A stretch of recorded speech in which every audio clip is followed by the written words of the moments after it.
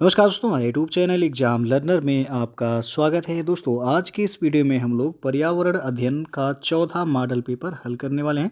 इसके पहले पर्यावरण अध्ययन का 3 मॉडल पेपर अपलोड कर दिया गया है। साथ में बाल विकास एवं शिक्षण विधि का भी 3 मॉडल पेपर अपलोड किया गया है, तो उसे भी आप चैनल के प्लेलिस्ट में जाके देख सकते हैं। तो वीडियो को लाइक शेयर कर दीजिएगा। चैनल पर पहली बार आए हैं तो चैनल को सब्सक्राइब कर लीजिएगा, साथ में बेल आइकन को प्रेस कर लीजिएगा, जिससे आने वाले अगले वीडियो का नोटिफिकेशन आपको पहले मिलता रहे। तो आइए शुरू करते हैं। दोस्तों, अनअकैडमी आप सभी लर्नर्स के लिए एक एक्साइटिंग अपॉर्चुनिटी ले रहा है, जो कि अनअकैडमी सब्सक्रिप्शन से अपनी तैयारी की प्लानिंग कर रहे हैं। अनअकैडमी सभी लर्नर्स को ऑफ़र कर रहा है 12+2 फ्री सब्सक्रिप्शन। यानी कि इसका मतलब है कि अगर आप 12 महीने का यूपीपीएससी या फिर यूपी ट्रिपल सी एग्ज़ाम का सब्सक्रिप्शन लेते हैं तो 2 महीने का सब्सक्रिप्शन आपको मुफ्त मिलेगा। कृपया सभी लर्नर्स जो है जल्दी ही कम्युनिकेट करें, और ऑफ़र ये आपका वैलिड रहेगा 17 से लेकर के 19 जनवरी 2022 तक।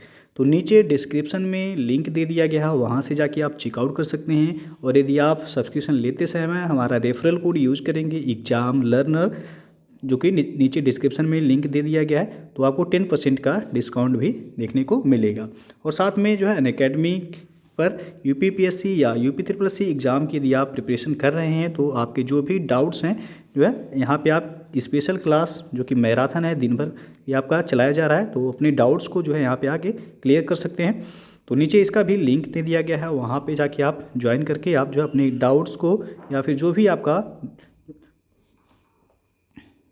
एग्ज़ाम से रिलेटेड क्वेश्चन होगा, आप जो है सभी कन्फ्यूजन को दूर कर सकते हैं। तो नीचे डिस्क्रिप्शन में लिंक दे दिया गया है, वहाँ से जाके आप चेक कर सकते हैं।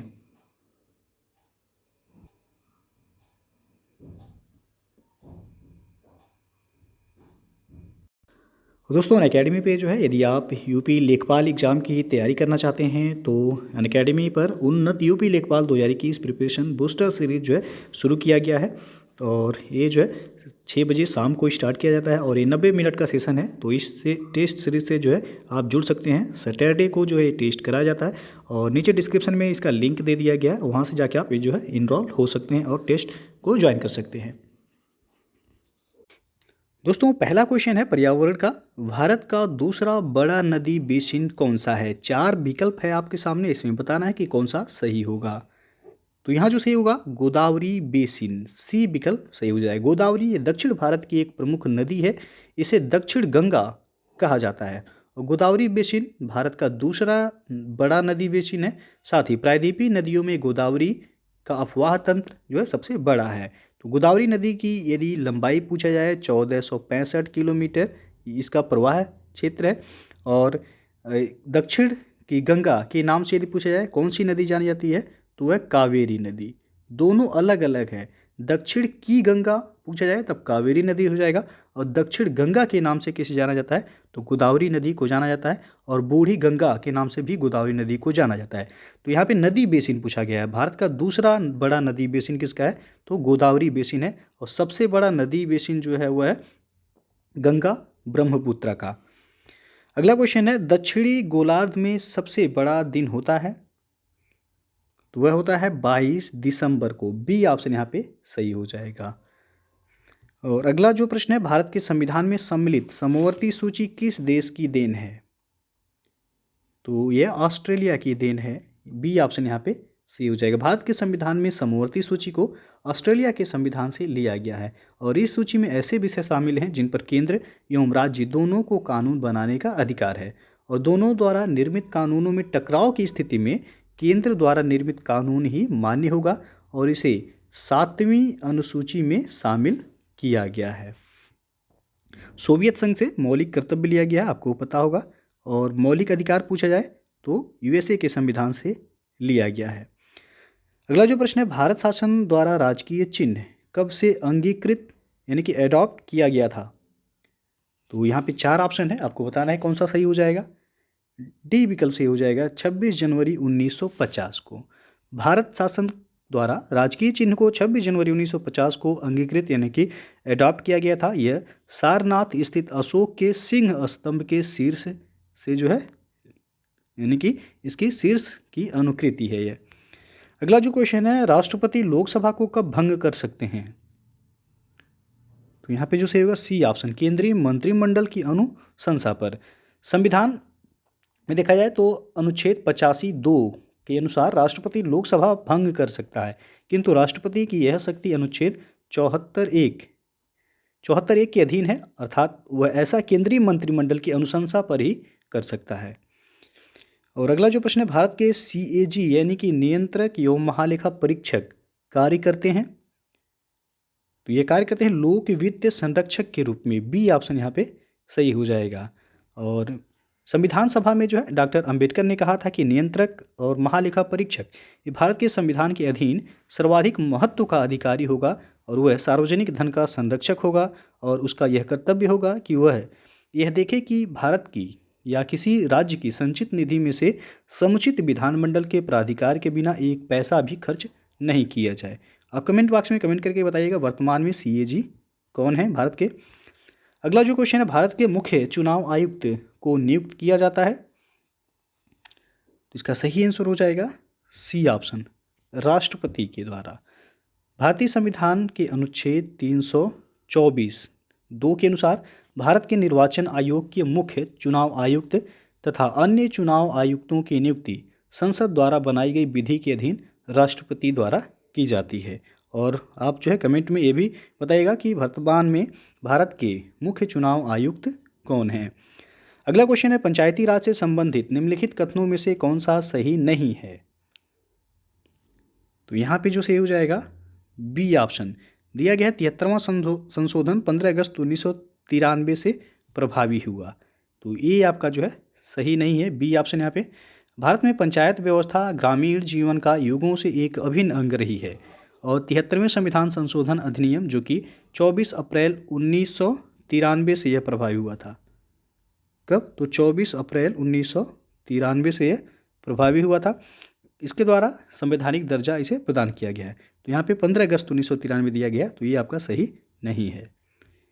अगला क्वेश्चन है, निम्न में से किस रंग का सबसे लंबा तरंगदैर्घ्य है? तो यहाँ पे डी ऑप्शन से हो जाएगा लाल रंग का। लाल रंग का तरंगदैर्घ्य सबसे अधिक होता है। और अगला जो प्रश्न है, शुष्क जलवायु के भलीभांति अनुकूलित पेड़ पौधों को कहते हैं? तो यह कहलाता है मरुद्भिद। बी ऑप्शन यहाँ पे सही हो जाएगा। शुष्क वातावरण या मरुभूमि जैसे वातावरण में पाए जाने वाले पेड़ पौधों को मरुद्भिद या जीरोफाइट कहते हैं, जो कि अपने शरीर को शुष्क वातावरण के प्रति पूर्णतया अनुकूलित कर लेते हैं। इसके अंतर्गत नागफनी आ जाएगा, मदार का वृक्ष आ जाएगा और नेरियम, ये पौधे आते हैं। अगला प्रश्न है, लाइकेन मिश्रित जीव हैं जो बने होते हैं? तो ये कवक एवं शैवाल से बने होते हैं। बी ऑप्शन यहाँ सही हो जाएगा। लाइकेन दो पूर्णतया भिन्न वनस्पतियों से बना एक द्वैध पादप होता है। इन वनस्पतियों में से एक शैवाल और दूसरा कवक होता है, किंतु इन दोनों में इतना निकटतम साहचर्य होता है कि इनसे बना लाइकेन एक ही पौधा प्रतीत होता है। और लाइकेन जो है पूछा था किसके सूचक होते हैं?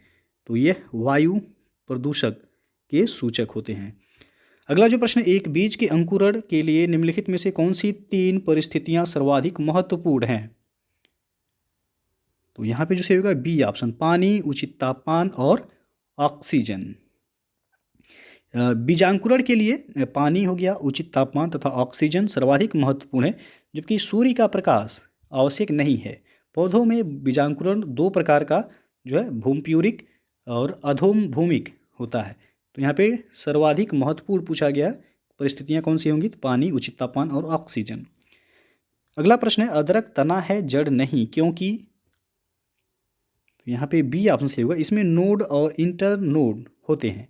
बी ऑप्शन सही हो जाएगा। नोड एवं इंटरनोड का उपस्थित होना तने का विशेष लक्षण है। चूँकि अदरक में ये संरचनाएं पाई जाती हैं, अतः यह कहा जा सकता है कि अदरक तना है जड़ नहीं है। और नेक्स्ट क्वेश्चन है, विश्व मौसम विज्ञान संगठन का मुख्यालय अवस्थित है? तो यह जेनेवा में है। जेनेवा कहाँ है? तो स्विट्जरलैंड। ये ऑप्शन सही हो जाएगा यहाँ पे। अगला जो प्रश्न है, नेशनल ग्रीन ट्रिब्यूनल यानी कि NGT भारत सरकार द्वारा स्थापित किया गया था कब? तो पिछले वीडियो में आपको ये क्वेश्चन बताया गया था, NGT का फुल फॉर्म उसमें पूछा गया था। तो इसका सही आंसर हो जाएगा C option, 2010। National green tribunal यानी कि एनजीटी अर्थात हिंदी में कहेंगे इसे राष्ट्रीय हरित न्यायाधिकरण, इसकी स्थापना भारत सरकार के द्वारा 18 अक्टूबर 2010 को नेशनल ग्रीन ट्रिब्यूनल एक्ट 2010 के अधीन की गई थी। इसके द्वारा पर्यावरण संरक्षण, वन एवं अन्य प्राकृतिक संसाधनों से संबंधित मामलों का निपटारा किया जाता है। अगला प्रश्न देखते हैं कि जैव विविधता शब्द की रचना किसने की है। तो अभी आप लोगों ने यदि जो असिस्टेंट प्रोफेसर भर्ती की परीक्षा पेपर जो अभी आपको सॉल्व कराया गया है उसमें आपको जो है बताया भी गया है, तो इसका सही आंसर हो जाएगा डी ऑप्शन, वाल्टर जी रोजेन। तो यहाँ पे जो है जैव विविधता शब्द की रचना पूछा गया है, किसने किया था, वाल्टर जी रोजेन ने। और जैव विविधता दिवस कब मनाया जाता है, तो 22 मई को जैव विविधता दिवस मनाया जाता है। और यूएन के द्वारा 2010 से लेके 21 तक के वर्ष को जो है जैव विविधता दशक भी घोषित किया गया है। अगला क्वेश्चन है, निम्नलिखित राज्यों में से किस में भारत की सबसे बड़ी अंतर्देशीय लवणीय आर्द्र भूमि है। तो यहाँ पे जो सही होगा ए ऑप्शन, गुजरात। भारत में आर्द्र भूमियों के अंतर्गत सर्वाधिक क्षेत्र वाला राज्य गुजरात है, जबकि आंध्र प्रदेश का दूसरा स्थान है। वर्तमान में कितने जो है आर्द्र भूमि जो है भारत में, तो 46 हो गए हैं इस समय। अगला क्वेश्चन है, क्योटो प्रोटोकॉल निम्न में से संबंधित है। तो ये संबंधित है जलवायु परिवर्तन से, सी विकल्प सही हो जाएगा यहाँ पे। क्योटो प्रोटोकॉल जलवायु परिवर्तन से संबंधित है और यह एक अंतर्राष्ट्रीय समझौता है। अगला क्वेश्चन है, भारत में मैंग्रोव यानी कि ज्वारीय वन वनस्पति मुख्यतः पाई जाती है। तो ये पाया जाता है सुंदरबन में, बी ऑप्शन यहाँ पे सही हो जाएगा। ज्वारीय वन डेल्टा प्रदेशों तथा समुद्र के ज्वार वाले भागों में होते हैं। इन्हें मैंग्रोव वनस्पति के नाम से भी जाना जाता है और मैंग्रोव वनस्पति का सर्वाधिक क्षेत्र सुंदरबन डेल्टा में पाया जाता है। अगला प्रश्न है, अमृता देवी बिश्नोई स्मृति पुरस्कार जिसके लिए दिया जाता है वह है। तो यह दिया जाता है वन एवं वन्य जीवों की सुरक्षा के लिए, बी ऑप्शन सही हो जाएगा। अमृता देवी बिश्नोई स्मृति पुरस्कार वन एवं वन्य जीवों के संरक्षण में अभूतपूर्व योगदान के लिए राजस्थान सरकार के वन विभाग द्वारा यह प्रदान किया जाता है। और पेरियार गेम अभ्यारण्य प्रसिद्ध है। तो यहाँ पे जो सही होगा डी ऑप्शन, जंगली हाथियों के लिए प्रसिद्ध है। और यह किस राज्य में स्थित है, तो केरल राज्य में यह स्थित है। और शेरों के लिए, एशियाई शेरों के लिए है गिर वन्यजीव अभ्यारण्य जो कि गुजरात में है ये। और एक सींग वाले गैंडों के लिए है काजीरंगा वन्यजीव अभ्यारण्य जो कि असम में है। तो ये भी याद रखिएगा आप लोग, पूछा जा सकता है। अगला क्वेश्चन है, विश्व का सबसे बड़ा वनस्पतिक उद्यान स्थित है। तो यहाँ पे जो सही हो जाएगा ए ऑप्शन, क्यू इंग्लैंड में है। इंग्लैंड के क्यू स्थित रॉयल बॉटेनिक गार्डन की स्थापना 1759 ईस्वी में हुई थी और इसे वर्ष 2003 में यूनेस्को विश्व विरासत स्थल भी घोषित किया गया था और यह विश्व का सबसे बड़ा राष्ट्रीय उद्यान है। अगला क्वेश्चन देखते हैं कि जैव ऑक्सीजन मांग यानी कि बीओडी बायोलॉजिकल ऑक्सीजन डिमांड किसके लिए एक मानक मापदंड है। तो यहाँ पे जो सही हो जाएगा सी ऑप्शन, जलीय पारिस्थितिक तंत्रों में प्रदूषक के आमापन के लिए। बायोलॉजिकल ऑक्सीजन डिमांड यानी कि बीओडी ये जल प्रदूषण मापने की मुख्य इकाई है और कार्बनिक एवं अकार्बनिक अपशिष्ट अपघटित होने के लिए जल निकायों में घुलनशील ऑक्सीजन का उपयोग करते हैं, जिससे जल में घुलनशील ऑक्सीजन की मात्रा घट जाती है और घुलनशील ऑक्सीजन की मात्रा घट जाने से उनकी मांग बढ़ जाती है। बीओडी का अधिक होना जल के संक्रमित होने को यह दर्शाता है। अगला क्वेश्चन है, अब सरसों के बीज के अपमिश्रक के रूप में सामान्यतः निम्नलिखित में से किसे प्रयोग में लाया जाता है। तो वह है आर्जीमोन के बीज, ये ऑप्शन यहाँ पे सही हो जाएगा। अगला प्रश्न है, त्रिकोष्ठीय हृदय पाया जाता है। तो यह पाया जाता है उभयचरों में, सी ऑप्शन यहाँ पे सही हो जाएगा। और नेक्स्ट क्वेश्चन है, 26 जनवरी से 30 मार्च 2021 के मध्य किस मंत्रालय के द्वारा आयुष संवाद अभियान मेरी सेहत मेरी जिम्मेदारी आयोजित किया जा रहा है। तो ये आयुष मंत्रालय के द्वारा आयोजित किया जा रहा है, ये ऑप्शन यहाँ सही हो जाएगा। अगला प्रश्न है 21 से 25 जनवरी 2021 के मध्य सेना के तीनों अंगों का संयुक्त जल थल नभ युद्धाभ्यास एम्फेक्स 2021 का आयोजन जो है कहाँ किया जा रहा है? तो यह आयोजित किया जा रहा है अंडमान और निकोबार द्वीप समूह में। डी ऑप्शन यहाँ पे सही हो जाएगा।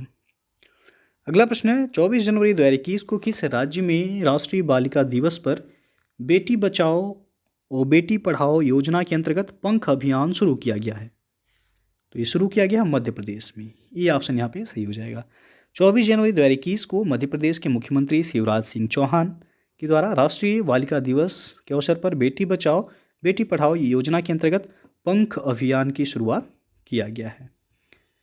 अगला प्रश्न है 25 दिसंबर 2020 को देश भर में राष्ट्रीय सुशासन दिवस यानी कि नेशनल गुड गवर्नेंस डे के रूप मनाया गया। केंद्र सरकार ने किस वर्ष इस दिवस को मनाने की शुरुआत की थी? तो इसकी शुरुआत हुई थी 2014 से ही। बी ऑप्शन सही हो जाएगा। 25 दिसंबर 2020 को देश भर में राष्ट्रीय सुशासन दिवस यानी कि नेशनल गुड गवर्नेंस डे मनाया गया और यह दिवस भारत के पूर्व प्रधानमंत्री अटल बिहारी वाजपेयी के जन्म दिवस के अवसर पर वर्ष 2014 से मनाया जाता है। अंतिम प्रश्न है 24 दिसंबर 2020 को किसने स्वच्छता अभियान मोबाइल ऐप का शुभारंभ किया? तो यहाँ पे बी ऑप्शन सही होगा, थावर चंद गहलोत ने। 24 दिसंबर 2020 को केंद्रीय सामाजिक न्याय एवं अधिकारिता मंत्री थावर चंद गहलोत ने स्वच्छता अभियान मोबाइल ऐप का शुभारंभ किया। इस ऐप को अस्वच्छ शौचालय और सफाई कर्मी की पहचान करने और उनकी जियो टैगिंग करने के लिए विकसित किया गया है। तो बी ऑप्शन सही हो जाएगा।